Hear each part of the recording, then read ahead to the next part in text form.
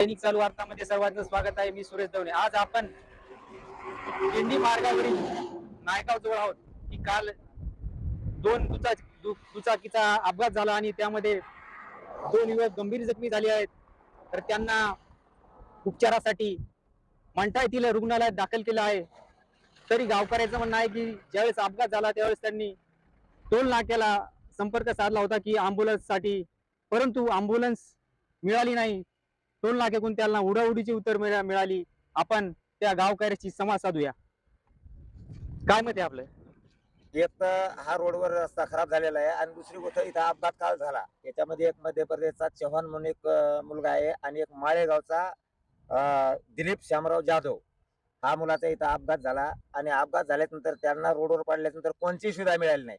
शेवटी मी स्वतः माझ्या प्रायव्हेट गाडीमध्ये त्यांना मी मंठ्याच्या सिव्हिल हॉस्पिटल पर्यंत शिफ्ट केलं आणि तिथून प्रायव्हेट अँब्युलन्सला पाठवलं. 108चा उपयोग नाही आणि टोल नाका इथं वसुली चालू आहे भरपूर, पण कोणती सुविधा नाही. इथं साईडला पार्किंग आहे, लाईटची व्यवस्था नाही आणि रोडच्या नाल्याचा पूर्ण ब्लॉक आहे सगळ्या पाण्याचा याचा, आणि याच्यामुळे अपघाताचं प्रमाण वाढलेलं आहे. तर आपली आता काय मागणी नेमकी? आमची एकच मागणी आहे की टोल नाक्याला अँब्युलन्स अवेलेबल पाहिजे, डॉक्टर पाहिजे. आणि दुसरी गोष्ट, हे जे रोडचं जे पाणी येत आहे हे सगळं रोडनं पाणी जात आहे. नाल्या त्या साईडच्या नाल्यानं एक थेंबही पाणी जात नाही. या सगळ्या ब्लॉक झालेले आहेत. हे सगळं काम बोगस झाले. तरी आपण आता दुसरे नागरिक त्यांच्याशी संवाद साधूया. हा जो रोड आहे या रोडावर आपल्या मंठात ते लोणार रोडवरती वारंवार अपघात होतात. अपघात झाल्याच्या नंतर टोलनाक्यांना जर बातमी कळवली तर ते प्रत्येक वेळेस कानाडोळा करतात की येतो, आमच्याकडे नाहीये, हा रोडचा कारभार आहे, आम्ही फक्त टोलच पाहतो, ऍक्सिडेंट आहे आमच्या याच्यात आधीत येत नाही. आम्ही यासाठी MSRDC ला सुद्धा जालन्याला जाऊन तक्रार दिली होती, तरी सुद्धा ते कानाडोळा करताय. आणि हा गाव रोडवर असताना इथे खूप प्रमाणात अपघात होत आहे.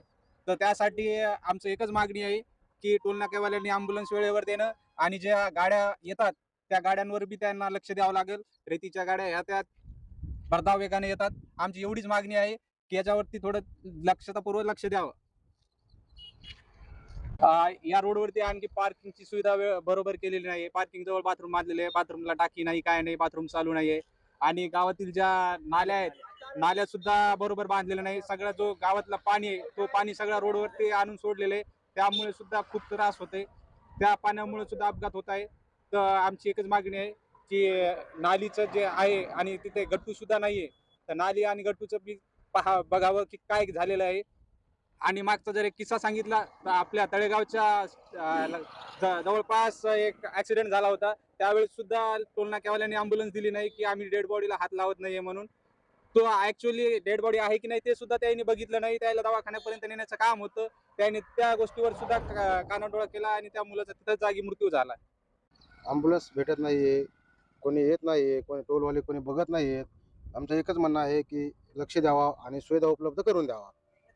इथं आता आपण टोलवरती पाहू शकता की ते कुठलीही सुविधा नाही, इथे अँब्युलन्स उभी नाहीये, फर्स्ट एडचं काही दिसत नाहीये. तुम्ही प्रत्यक्षात येऊन पाहू शकता की टोल नाक्यावर काय हाल आहे. आता तुम्ही बेड पाहू शकता, बेड मध्ये नुसतं खोके आणि ड्रामा भरलेले आहेत, त्याच्यामध्ये कुठल्याही प्रकारची इथे सुविधा नाहीये. मेडिकल रूम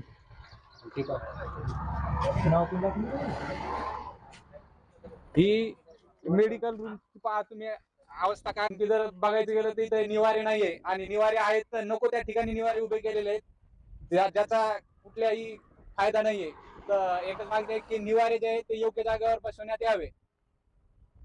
शेगाव ते पंढरपूर हा दिंडी मार्ग जो आहे या तळणी ते मंठा याच्यामध्ये 1-2 जर ठिकाण गाव जर खेडे जर सोडले तर कुठल्याच खेड्यावर हा बसस्थानकाची जी निवाऱ्याची व्यवस्था आहे त्या जागेवर नाहीये. जिथे एसटी थांबते तिथे एकही निवारा नाहीये. आज तळेगावचा सोडायचा दैफळा सुद्धा निवारा नाहीये.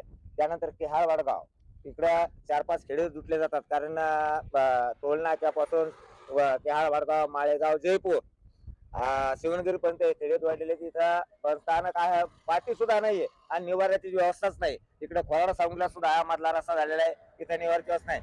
नायगाव बस स्टँड कुठं आहे आणि निवारा कुठे आहे याचा मेळ नाही. निवारा कुठतरी एक वेगळ्याच ठिकाणी उभा केलेला आहे, त्याचा काही कोणाला लाभ नाही, काय नाही. आज जे वाहतुकीच्या लोकांची प्रवासाची गैरसोय तर मंठ्यापर्यंत कुठेच योग्य ठिकाणी निवार नाही. 1-2-4 गाव जर सोडली तर अशी या रोडची कंडिशन आहे. हे बघा टोल नाक्याची काय अवस्था आहे, आणि इथं अँब्युलन्सची व्यवस्था नाही, काय नाही, आणि टोल तर 100% वसूल केला जातो.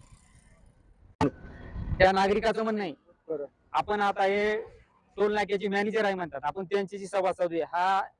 हे गावकरी आहे, बरं. प्रवासी, यांचं असं म्हणणं आहे की काल जो अपघात झालाय त्या अपघाताच्या वेळेस त्यांनी तुमच्याशी संपर्क साधला की बाबा की अँब्युलन्सची सुविधा करून द्या. बरोबर. हा तर आणि मेल पण टाकून झाले, भरपूर दिवस झाले मेल टाकून.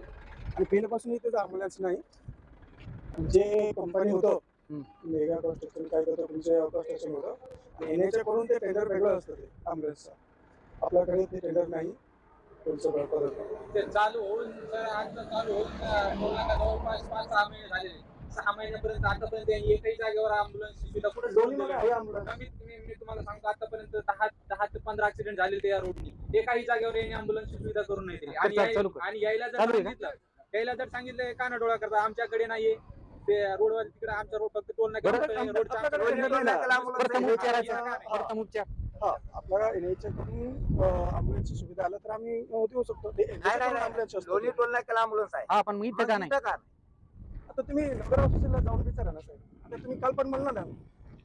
बरं एक सांगा तुम्ही, आले होते जे काय आता तिथं पार्किंगचे देवगाव जवळ पार्किंग आहे, ते पार्किंगच्या ठिकाणची जे लाईट आहेत, तिथं शौचालय, ते त्याची दुरुस्ती का नाही झाली? आहे आपला शौचालय व्यवस्थित आहे. नाही, ते त्या पार्किंगच्या ठिकाणी जो पार्क आहे देवगाव पाट्यादरम्यान, NH टोल करून हे दोन आपला वॉशरूम आहे. मग त्याच्यावर वाच कोणाचा आहे? हा? त्याच्यावर ते वाच कोणाचा आहे?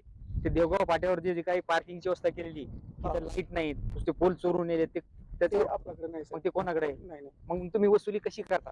टोलचे टेंडर फक्त आम्ही टोलचे टेंडर घेतो. हा. हा ते बाकीचं जे मेंटेनन्सचं टेंडर वेगळं असतं, अँब्युलन्सचं पण टेंडर वेगळं असतं. सर्व ठिकाणी सर्व टेंडर वेगळं असतं. ह्या विषयाला तुम्ही एनएचए ला विचारा, तुम्ही ते त्यांच्या तुम्हाला आन्सर देईल.